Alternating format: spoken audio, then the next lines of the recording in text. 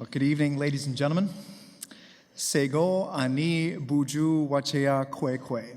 As the mayor of the city of Kingston, I offer these words in the spirit of this gathering. Let us bring our good hearts and minds together as one to honor and celebrate these traditional lands as a gathering place of the original peoples and their ancestors who were entrusted to care for Mother Earth since time immemorial. It is with deep humility that we acknowledge and offer our gratitude for their contributions to this community, having respect for all as we share the space now and walk side by side into the future. So with that, we will officially call to order. Mr. Clerk, do we have a quorum? Yes, Mayor Patterson, we have quorum. Thank you. So there is nothing under Committee of the Whole closed meeting. Are there any addeds? Could I just get a copy of the addeds, please?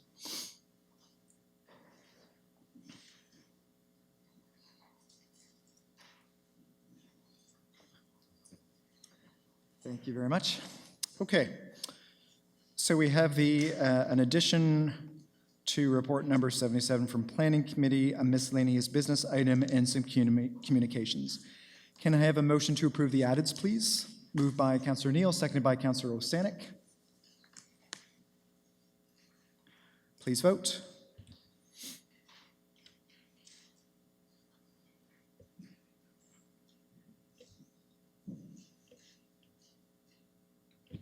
And that carries. Okay, are there any disclosures of potential pecuniary interest? Okay, seeing none, we have no presentations this evening, but we do have a couple of delegations.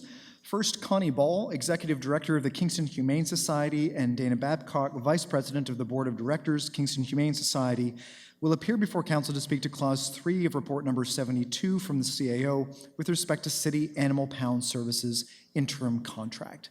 And just a reminder to all of our delegations that you have 5 minutes. We'll invite you forward.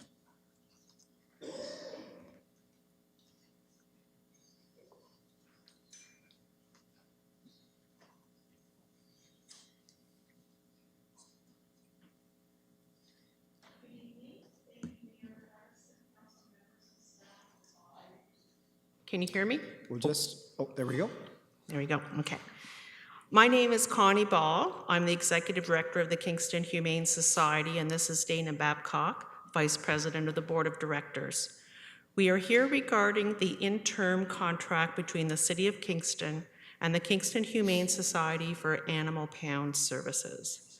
The Kingston Humane Society has provided over 25 years of uninterrupted pound services, and we wish to continue in this role, which allows us face-to-face contact with pet owners to support the city's responsible pet ownership program and to ensure quality care and security for pets in our community.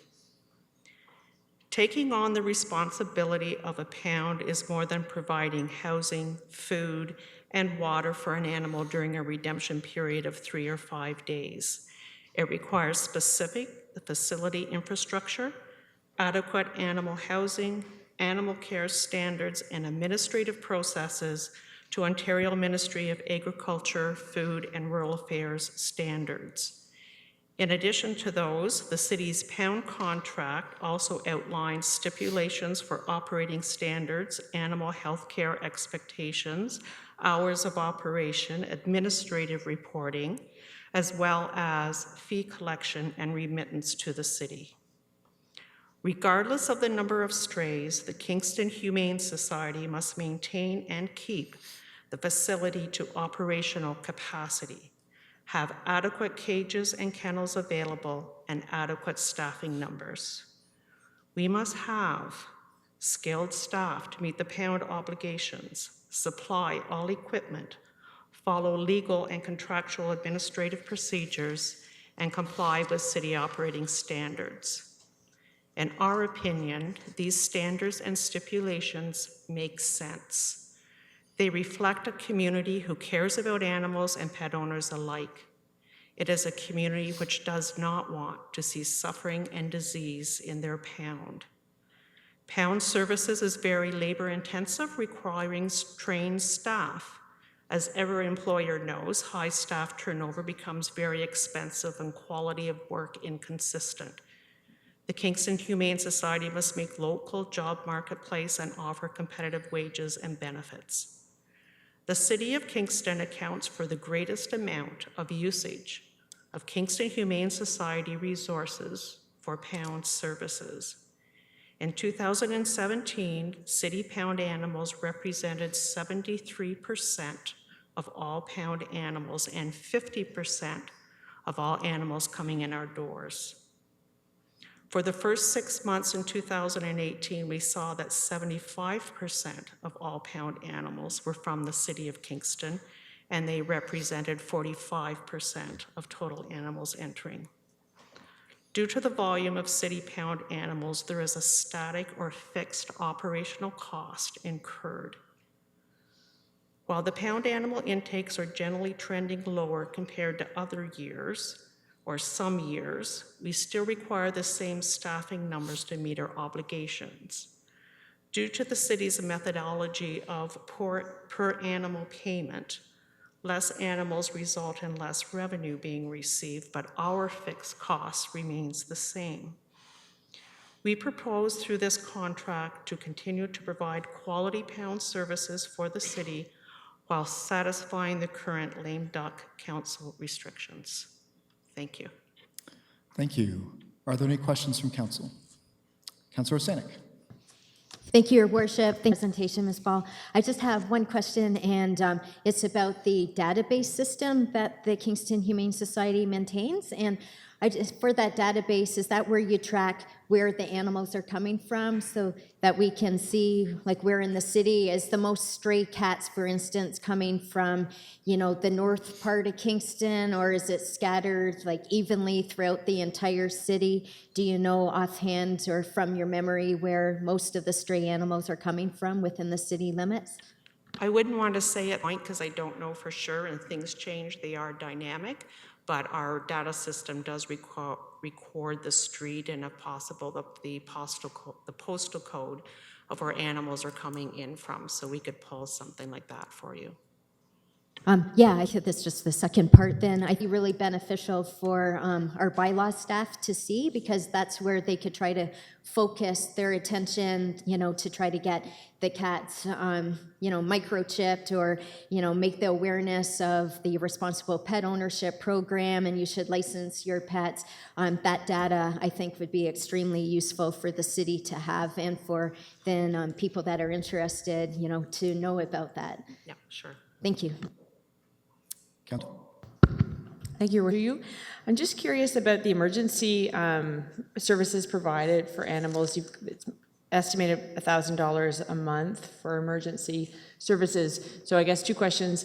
If you could just describe what that consists of, and whether or not there's an on-site vet that is performing those procedures, et cetera. Like, is $1,000 a month adequate? Is this sort of what is it based on, I guess, would be a good bit of information. Not sure I understand the question. With regard to emergency, emergency is what it is emergency. So we do have a vet on staff part-time. They're often involved in our spay and neuters or in our animal treatments. On an emergency basis, they may or may not be available. So in that case, we go to local veterinary clinics for the treatment plans. And was there a second part? No, I guess I was just a sense of, I was wondering actually if that included some of the spay and neutering, but that's completely separate. So this is more to do with an injured animal, for example, or a disease, that type of thing. Okay, thank you. Okay, questions? Thank you very much. Okay, so we will move to our second delegation this evening. Frank Dixon will appear before council to speak to information report number 5 with respect to the third crossing update.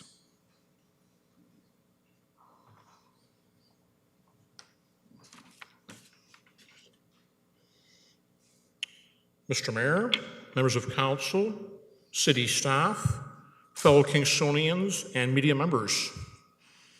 I've got to apologize for not getting my remarks out in advance. I'll have that next day or two, been ill the last 2 days, so didn't want to cancel, but. So we have an extraordinary project that is in our near future in Kingston with the third crossing project. Very exciting possibilities, and we have some enormous challenges ahead of us. I was privileged to attend the city-organized event a couple weeks ago where the engineering consortium was introduced. And this is a very impressive event. I think that city staff have chosen well with the three teams that are working together on this.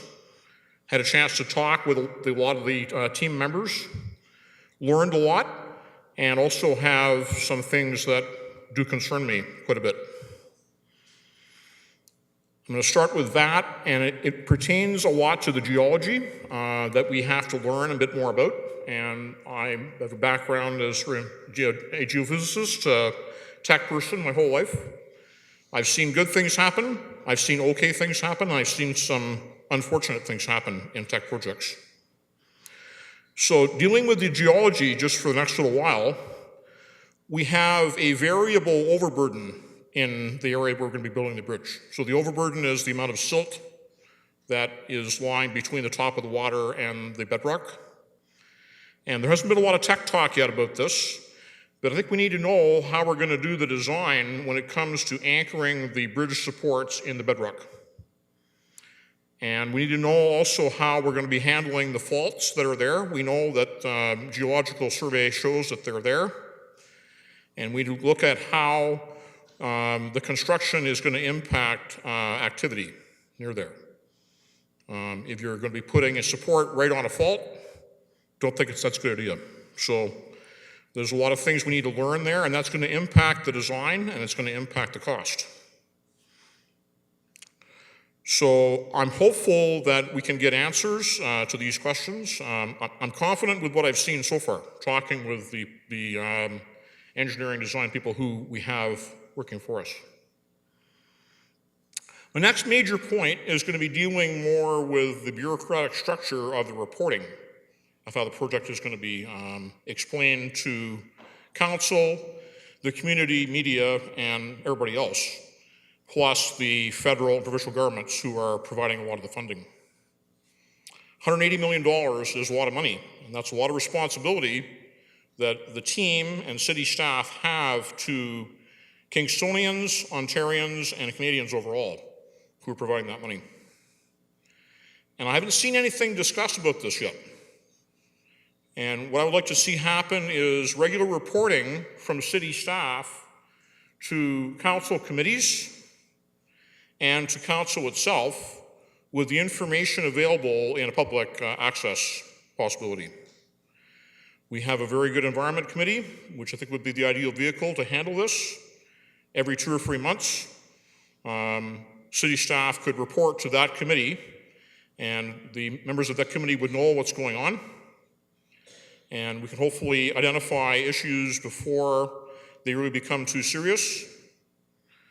I've seen projects such as the Saddledome in Calgary come in below budget and a year ahead of schedule. And we all know about the other things that can happen.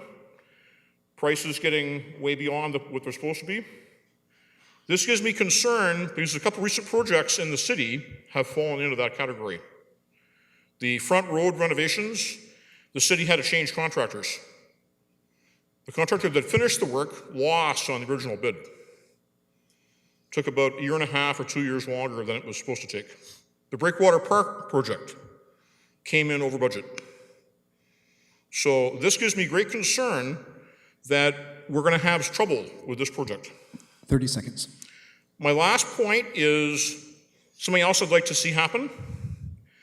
And that is, since there's nobody on city staff has done this before, that council would direct staff to hire someone who has done these projects before and to provide information on successful projects in North America in the last 30 to 40 years with spans, geology, timeline, and cost. Thank you. Thank you very much. Are there any questions? Okay, seeing none, thank you. Okay, so we have no further delegations this evening. We have no briefings. Are there any petitions to present? Councillor Kennan. Thank you. The petitions regarding residential zoning violation Bylaw 7626, Section 5 and 23. It's presented or brought forward by the people of Pembridge Crescent. It's got about 40 signatures on it. We believe the bylaw should be amended so that homeowners are able to park their trailers, boats, and recreational vehicles in their driveways for longer than a 72-hour period per month. So as long as they are not obtrusive or problematic to immediate neighbors sharing a driveway. Storing these elsewhere is a financial burden on taxpayers living on our street. Okay. Thank you very much. Are there any other petitions to present? Okay, so we have no motions of congratulations, recognition, sympathy, condolences, and speedy recovery. We have no deferred motions, and so we will move to reports. First up is report number 72 from the CAO. Moved by Councillor Candon, seconded by Councillor Boehm, that report number 72 from the Chief Administrative Officer, consent, be received and adopted. So there are 4 clauses. Would anyone like them separated? Councillor Sanik? I would like to separate Clause 3, but also, Your Worship, sorry, I missed pecuniary interest. I do have a pecuniary interest to declare. Okay, we'll allow you to declare it right now. Thank you. I, Lisa Osanik of the Council of the Corporation of the City of Kingston, declare my pecuniary interest in the matter of new motion number 1, requesting a review by the Ministry of Health and Long-Term Care if Kingston has enough physicians in the city, and that I am employed by the Ministry of Health and Long-Term Care, which establishes and implements such policies. Thank you. Okay, thank you. Are there any other separations then on report 71? Councillor Ostrov, number 2? Okay. Okay, so first we will call the vote on Clause 1 and Clause 4. Clause 1 is the transfer of review agreement with the Ministry of the Environment, Conservation and Parks. And Clause 4 is proposed settlement of the Ontario Heritage Act Appeal 520 Princess Street, the Birmingham Hardy House. So we will call the vote on those 2 items, please.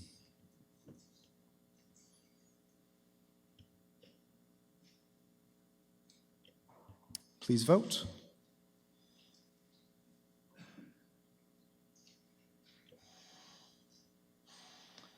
And that carries.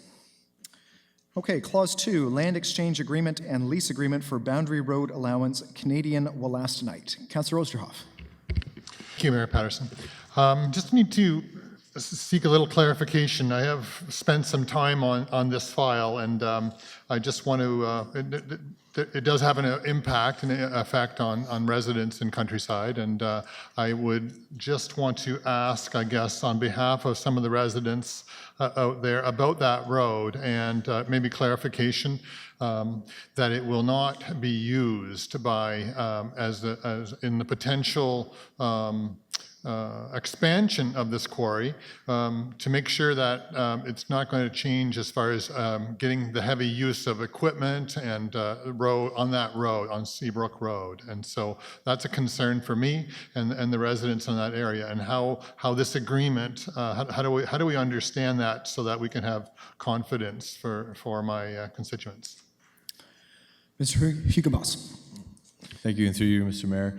The recommendation before council tonight is to swap land to realign an unopened road allowance. The unopened portion of this road allowance will stay unopened. There's no obligation of the city to open the road for public access or for access for Canadian Wollastonite to access their site. So all their current access points, I believe, come off Kingston Road 15, and that will stay. This is simply a small portion of the unopened road allowance, which is also a boundary road between the city and the neighboring township, to be realigned and used by the operations. The 2 municipalities, Kingston and the township, will continue to control both north and south portions of the unopened road allowance, so there will be no access from this portion of the road allowance to the site. Thank you very much. Okay, so we will call this 2.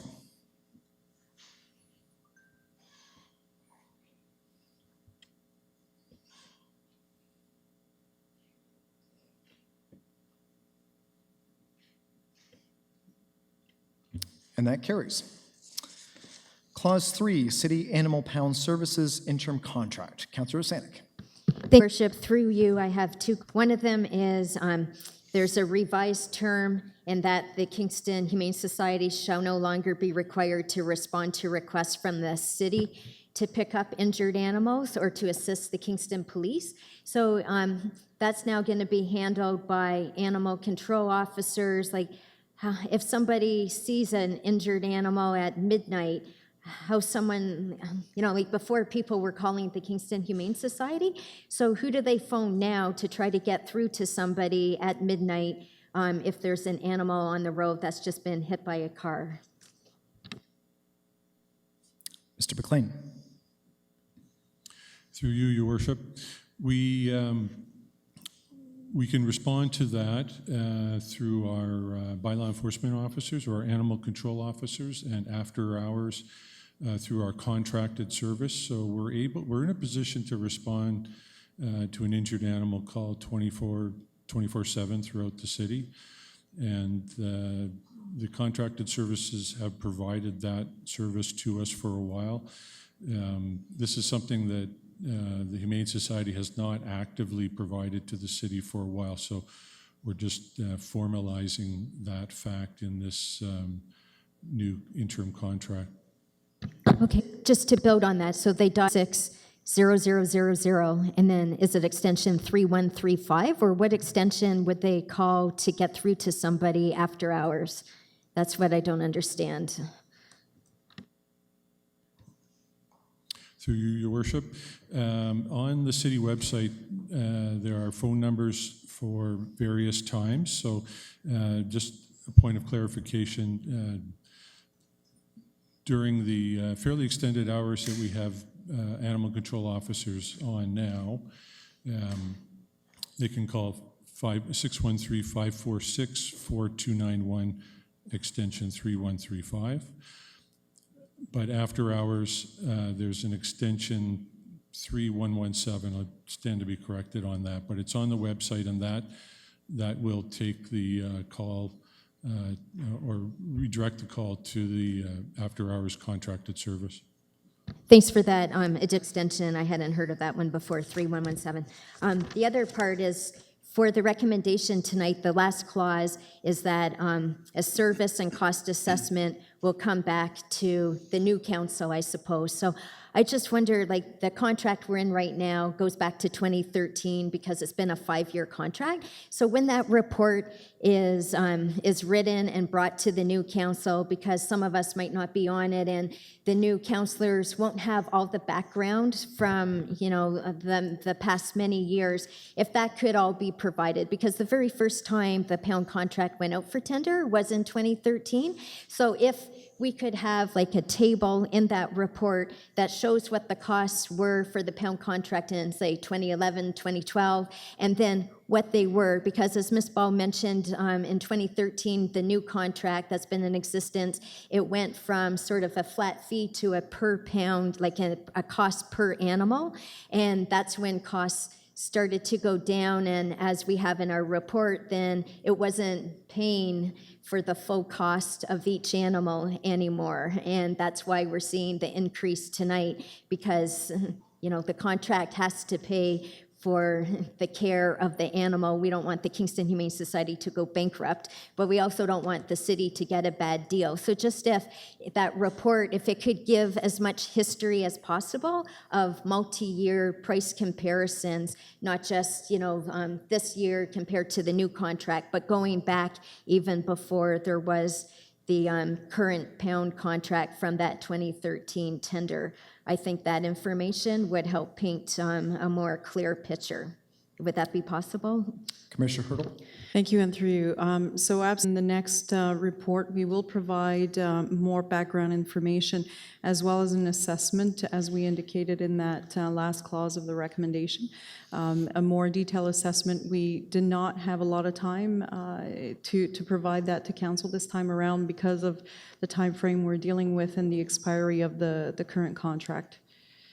Thanks so much. Okay, the vote. Oh, I'm sorry, Councillor Hutchison. Through you, on page 57, and this was repeated in the presentation. I'm not sure I understand the numbers, okay? It says that the 2017, the city of Kingston accounted for 73% of all pound animals and 50.4% of all animals entering the shelter. I'm not sure how that works. And that's the first question. The second question is, where are the balance of the animals coming from if they're not coming from the city? And I presume that the city is both the rural and urban parts.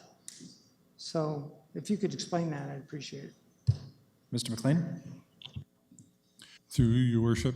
Second question first. There are 6 other municipalities that the Kingston Humane Society provides pound services for, the South Central and North Frontenac, Loyalist Township, I believe. So, but so the numbers that the Humane Society provided this evening and in their letter refer to, of the total number of animals impounded through the pound services, so Kingston and the other 6 municipalities, the number of animals impounded in Kingston represents 74%, and that 74% actually represents 50% of the total of all the animals that are brought in to the care of the Humane Society. I presume that would include animals other than dogs and cats as well. Through surrenders, perhaps, from owners, and through other sources that would not be counted within the pound services. And sorry, please remind me of your first question. It was more just explain numbers, and I think that was, a start. Perhaps it could be put on when the report comes back, perhaps it could be on a matrix or something, so we can add them up and divide and figure it out for ourselves, if that's okay.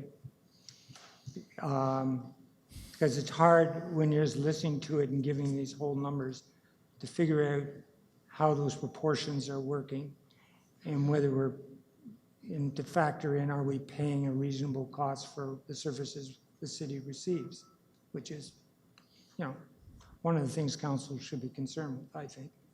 So, and it may well all work out.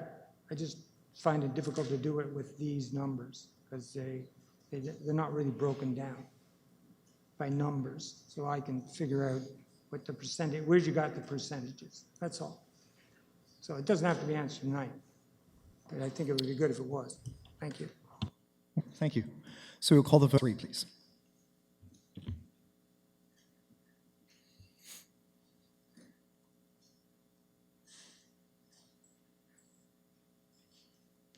And that carries. Report number 73 from Planning Committee. Thank you. It's my pleasure to submit report number 73 from the Planning Committee, duly moved and seconded.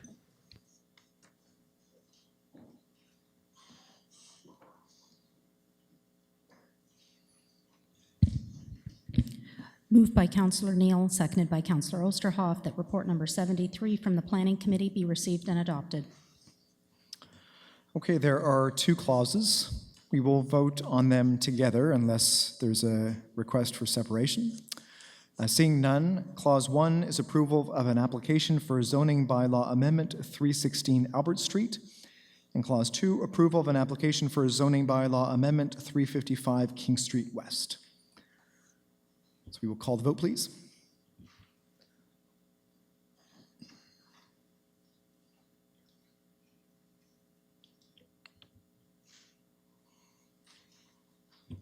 And that carries. Okay, report number 74 from Heritage Kingston.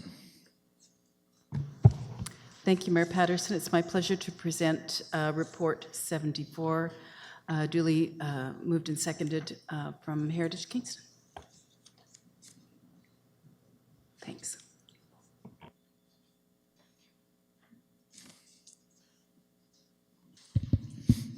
Moved by Councillor Schell, seconded by Councillor Stroud, that report number 74 from Heritage Kingston be received and adopted. So there are a number of items under both statutory and non-statutory consultation. Are there any separations of any of the items? Yes, Councillor Stroud. I'd like to state number 3, which is on 12 of the package.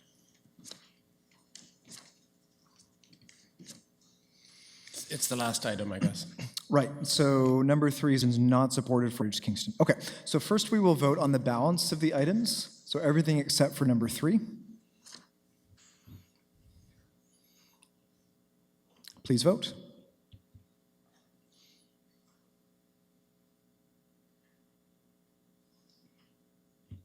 And that carries. Okay, now we have item number 3, applications not supported for approval by Heritage Kingston, the application for Heritage Permit 286 Johnson Street. Councillor Stroud. Thank you, Your Worship. So procedurally, I clarified this with the clerk earlier today, what we do with this category. So this is something that came to the Heritage Committee and was not supported by the vote of the Heritage Committee, but it's a non-statutory consultation. So we would be the ruling body on Part 5 items as usual. Rather than have that ruling tonight and have all of you be informed on the details of the file to make that ruling tonight, I actually think we need more information. So I've prepared a deferral for that reason, and it reads as follows. I believe they have it, yeah. That report 74th, clause 3I, received from Heritage Kingston be deferred until October 2nd, 2018, so that staff can get an opinion from a specialist in architectural heritage conservation on the proposed alterations to 286 Johnson Street. Okay, so that has been moved by Councillor Schell. Discussion is with respect to time or place. Is there any discussion? Councillor Stroud. Just to confirm for council with Mr. Newman earlier today about the time limit on this application. As you know, we have to render a decision by a certain time, and we can just ask Mr. Newman if this October 2nd date is within the time frame for that decision. Mr. Newman. Through you, Mr. Chair, yes it is. Okay, is there anybody else that wishes to speak? Seeing none, we will call the vote on the motion to defer, please.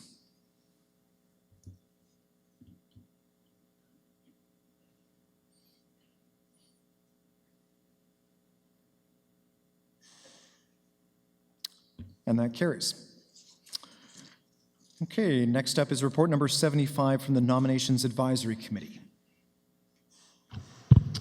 It's my pleasure to submit report number 75 from the Nominations Advisory Committee for consideration by council, moved by myself and seconded by Councillor Bowman.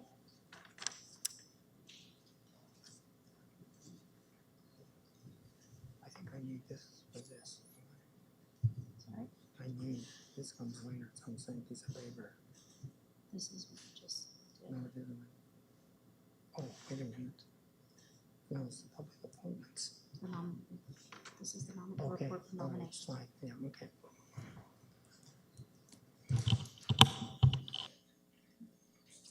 Moved by Councillor Hutchison, seconded by Councillor Bolam, that report number 75 from the Nominations Advisory Committee be received and adopted.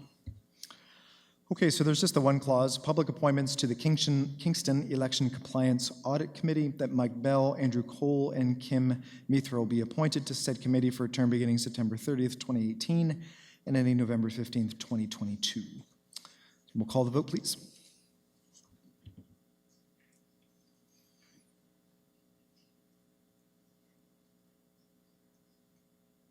And that carries. Report number 76 from the Rural Advisory Committee.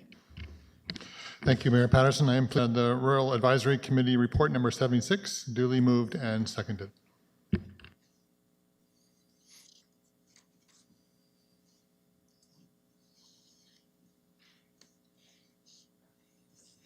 Moved by Councillor Osterhoff, seconded by Councillor Bolam, that report number 76 from the Rural Advisory Committee be received and adopted. Okay, there are two clauses. The first is the low-volume roads maintenance plan, and number 2 is the animal control bylaw and backyard hens. Councillor Hutchison, do you want them separated? I do, but I have a question. Okay, so first we will deal with number 1, the low-volume roads maintenance plan. Councillor Hutchison. Okay, I don't probably have much of a problem with this, but it's unclear to me why we are getting these motions. It says, fairly broad brush, road repair capital deficit since the new city was created. It might be true. I don't. But then it says, annualize and incorporate the low volume roads maintenance plan. And so that's the first I've ever heard of it. So I would like staff to tell me if it, whether this is necessary. I know we have an inventory of all the roads and we evaluate them and we repair them or renew them as we go. So I'm just wondering what's actually being asked for here and why. Mr. Keach? So unfortunately, I'll speak to the actual motion. I wasn't at the committee, but I have discussed this with Ms. Hickey in the engineering department, and we are currently in the process of putting together our next 4-year capital plan that will be presented to the new council, and incorporated in that will be some capital funds to do exactly what this motion is looking for. So if the motion proceeds, and we are fine with that. If it doesn't proceed, we would be doing the same thing anyways. So that's good to know. Good to know. Councillor Hutchison. Can I have middle somewhere? Okay. I guess, I'm inclined to take anything the Rural Advisory Committee wants to do. It's usually they don't ask for much. So I guess I'm asking what the concern is. And can I ask the Councillor Ustroff about that? Why don't we do it this way? Why don't you just leave it out there, and then Councillor Osterhoff can have an opportunity to speak to it and perhaps elaborate. Okay. But I'll move it to him. So if there's anything else that you wish to say on this point, say it now or forever hold your peace. I think I'll be glad to hold my peace by the sounds of things. They're going to do it anyway. So I'm not quite sure why the motion's here. So I'll stop now. So next on my list is Councillor Bohm. Thank you, Your Word. Through you, just to add some clarity to this. This kind of came about simply because there were some roads that, although they were being monitored in the overall inventory, they would typically deteriorate a little bit faster. So one example of this would be Fay Street, where a culvert actually washed out. The problem is there's no real funds sort of put aside for sort of an emergency like that. So what this would hope to accomplish is have a little bit of funding there for a small section, say 500 meters to perhaps a kilometer, where you need to sort of kind of advance some repairs, but you'd not be going into the full capital restoration of the entire area. So it's kind of like a little bit of a contingency fund for when things happen that were kind of unexpected. So Fay Street wasn't necessarily on the next 4-year plan, but it did need those emergency repairs. So some money was sort of found this time. This is sort of to build that in so that there's a little bit of contingency funding for some of these smaller roads that might not necessarily be within the next sort of 4 to 8 years. That's basically what it's for. Thank you. Thank you. To echo what Councillor Bohm, I was at the meeting, and it was a measure too of acknowledging the work that's being done. I think almost like a thank you, but almost a pressure relief valve, or for many of the roads that they asked what were what the roads that we had that were of high concern and that we're getting feedback from constituents. So this was a very well-received initiative plan, so to speak, and it's not great, but it's a start. And I think that the feedback's already been very positive, and I do appreciate that work and that effort for the area. So thank you. Okay, so we will call the vote on Clause 1.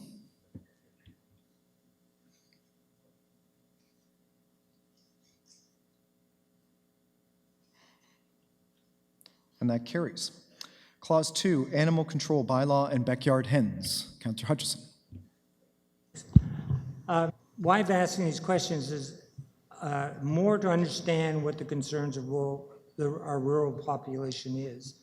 So, and there's always been a sense that the urban part of the city is not really paying attention to the rural part, or there's always that sort of element there. So I think it's important for us to understand what they're asking for and why, so we can, have that part of our knowledge. And like I said, usually we are fine with it, you know. So, but similarly to the first part, which I thought was answered very well, the animal control bylaw, it asks for a report clarifying the animal control bylaw. Now, it already exists, and I'm wondering what the problem is such that the report is necessary. The staff member, I would think, normally in these cases just answers the questions, and it's all very clear and references the bylaw. I mean, it's work for staff too, right? Who would like to answer that? Mr. Newman. Through you, Mayor Patterson, so the report, as I understand, is that there have been a couple instances in the past where people have had roosters that have caused issues of noise complaint. And so I believe there was some discussion resulting from that led staff to want to bring an update to Rural Advisory. That answered than the first answer, and the first answer was quite good. So Okay, very I'm good. fine. We will call the vote then on.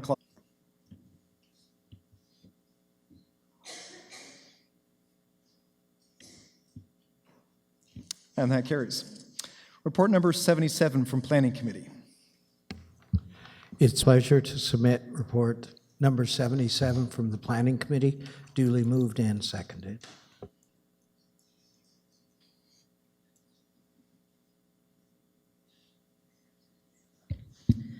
Moved by Councillor Neal, seconded by Councillor Osterhoff, that report number 77 from the Planning Committee be received and adopted. So there is just the one clause, approval of an application for zoning bylaw amendment, 1 Curtis Crescent. We'll call the vote, please.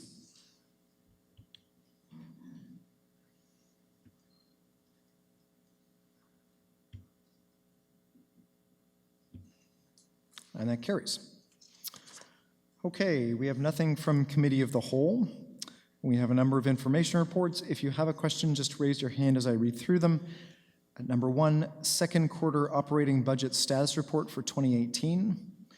Number 2, plans for commemorating the centenary of the end of the First World War in 2018. Number 3, quarterly report, Kingston Economic Development Corporation, Q2 2018. Councillor Sanik. Thank you, Your Worship. I just have one question, and it's about the database of all local companies, and I think that's a terrific idea. I know it was mentioned maybe 2 years ago or so. That would be something really good to have, and I just wondered when it's been created, that online directory, if it would be accessible by members of the public, and if it would just be sort of attached to your website, or if people would search for it as a standalone, application. Would it just be part of your website? And if it is, then I guess everybody in Kingston could use it to search for what businesses are out there. Thank you. Ms. Gillespie.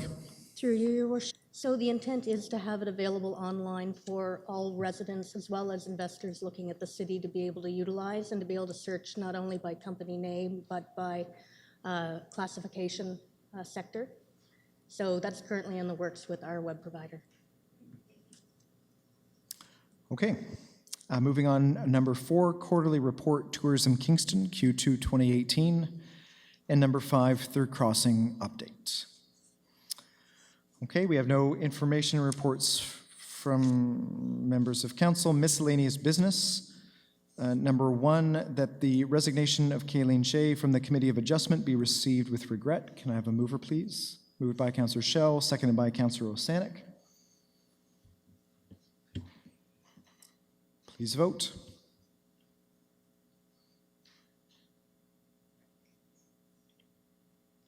And that carries. Number 2, that notwithstanding section 3.1.4, subsection 5 of the Illumination of City Facilities Policy, Kingston City Council approved the illumination of City Hall and Springer Market Square on September 15th, 2018 for the Terry Fox Run. Can I have a mover, please? Moved by Councillor Neal, seconded by Councillor Bohm. Please vote.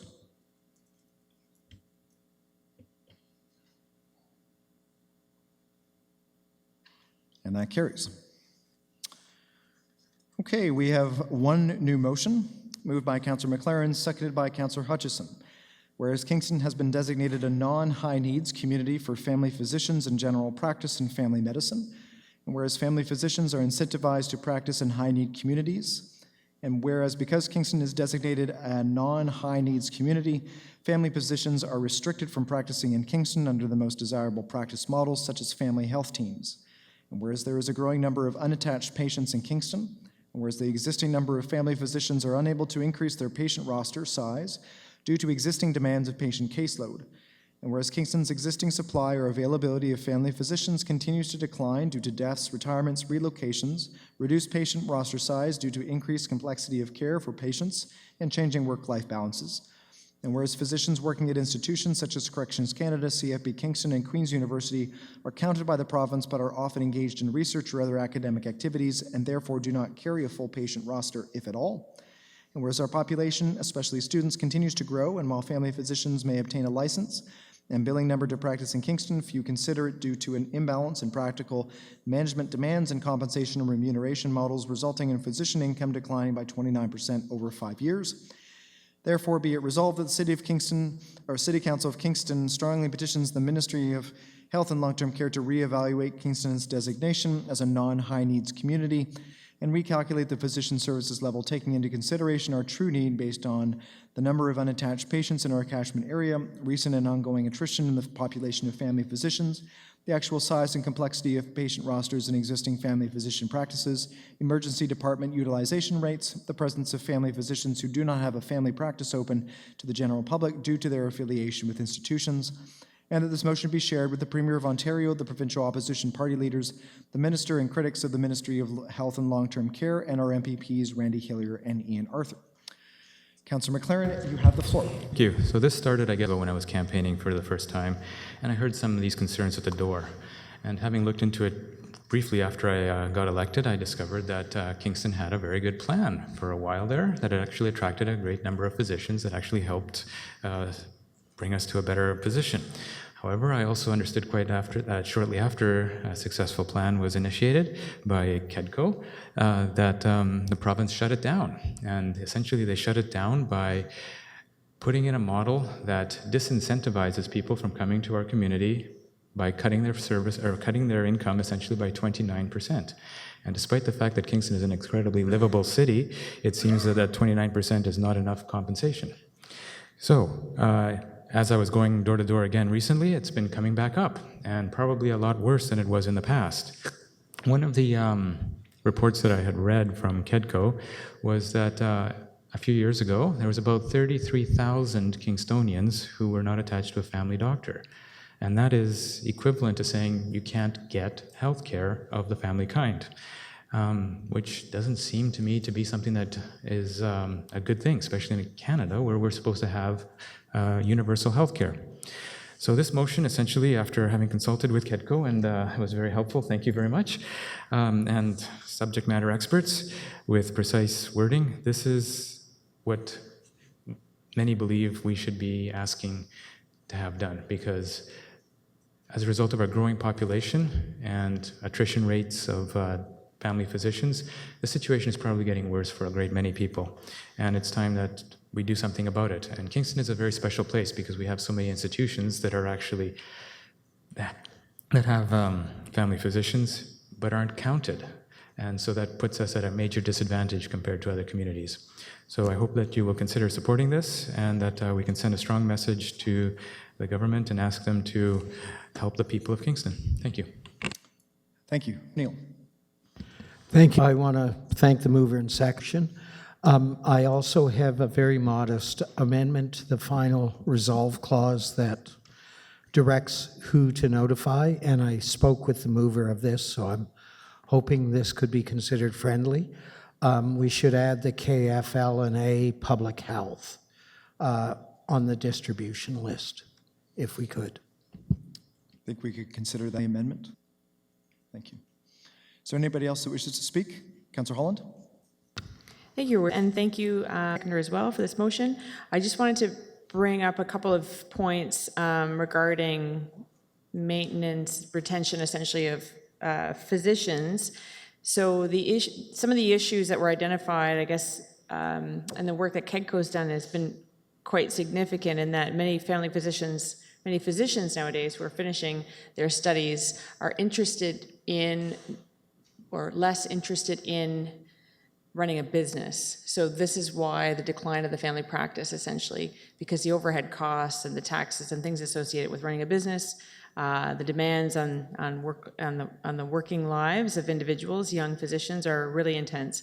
And so often that is one of the reasons that they're moving into institutions for salaried positions, as opposed to the traditional model of the family practice with one person sort of overseeing all the costs associated with running that practice. So the family medicine model obviously is really the most widely recognized way forward to help share some of those costs. And I think we've seen a lot of,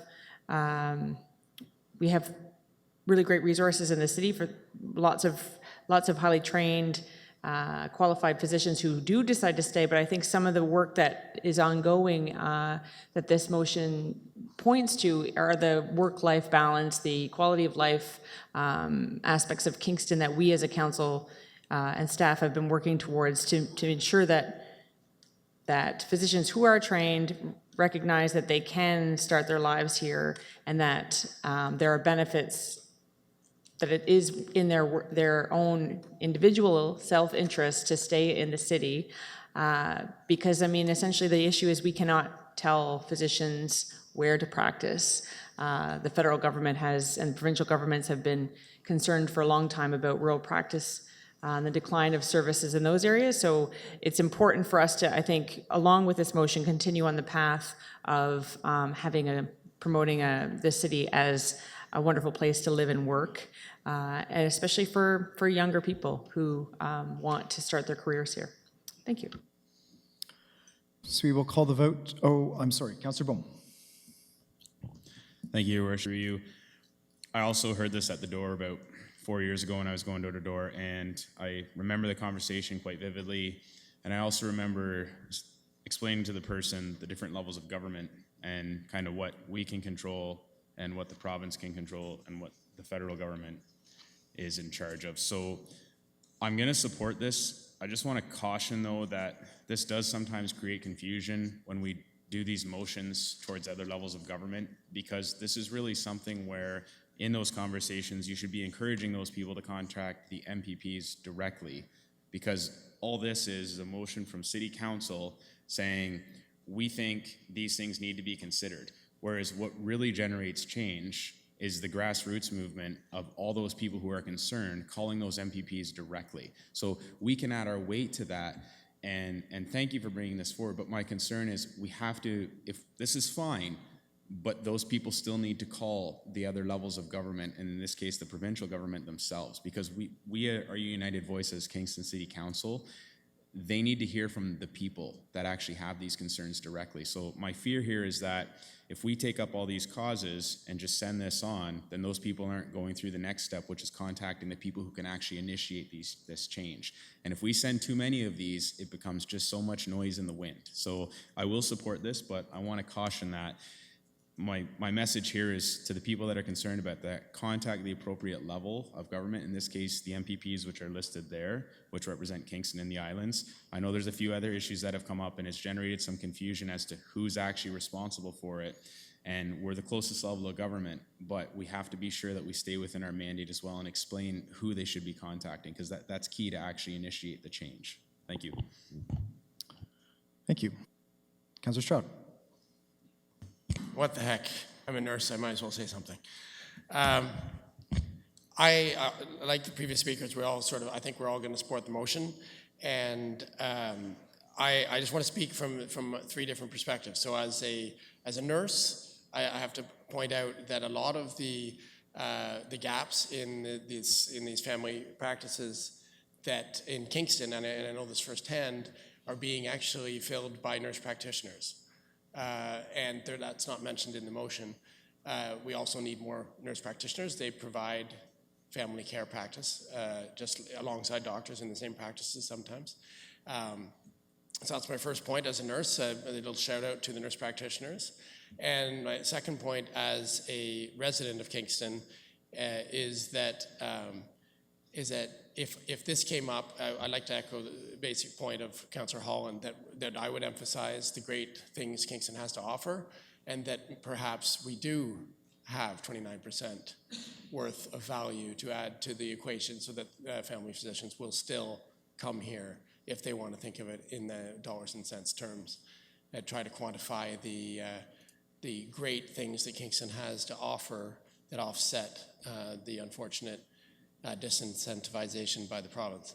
And my third point would be, as city councillor, yeah, I agree with Councillor Bohm. It kind of confuses the people at the grassroots level of who's accountable, who the accountable chain is. Similarly, at the hospital, as the nurse, I cannot speak for the physician. I often get the questions from the families or from the patients that are actually questions of the physician, and they want me to explain it to them. I can explain something the physician said, but I can't speak for the physician. The physician has to speak for the physician. So we should not be speaking for the provincial government. So we can ask things of them, but we have to be very careful we don't take accountability for the things that should be asked of the provincial government. Thank you. Thank you. So we will call the vote on new motion 1.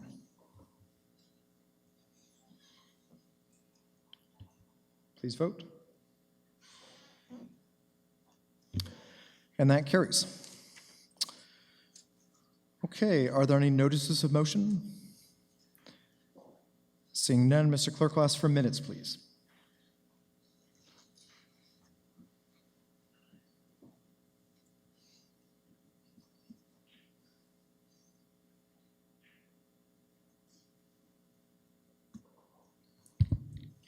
Moved by Councillor Holland, seconded by Councillor George, that the minutes of City Council meeting number 2018-18, held Tuesday, August 7th, 2018, and the minutes of Special Council meeting number 2018-19, held Thursday, August 23rd, 2018, be confirmed. Please vote.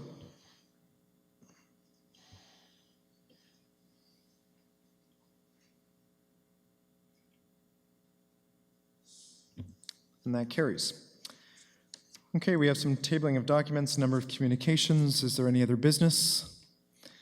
Mr. Clerk, ask for bylaws, please.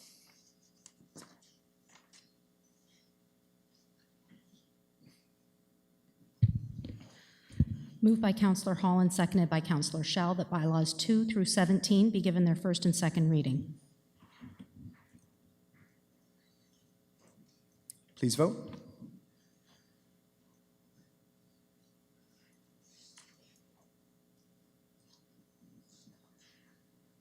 That carries. Moved by Councillor Holland, seconded by Councillor Schell, that Clause 11.34 of Bylaw Number 2010-1 be suspended for the purpose of giving Bylaws 2, 6, and 7 3 readings. Please vote.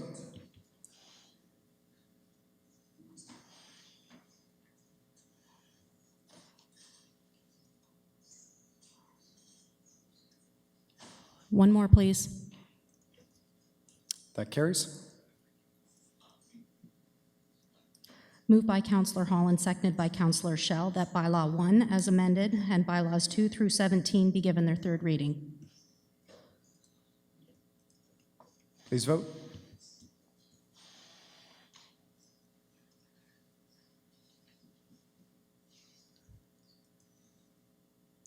And that carries. Motion to adjourn, please. Moved by Councillor Osterhoff, seconded by Councillor Hutchison. Please vote.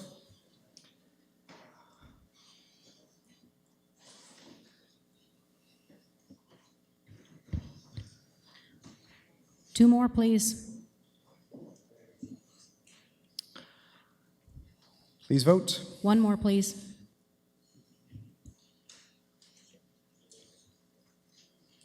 And that carries. Thank you very much.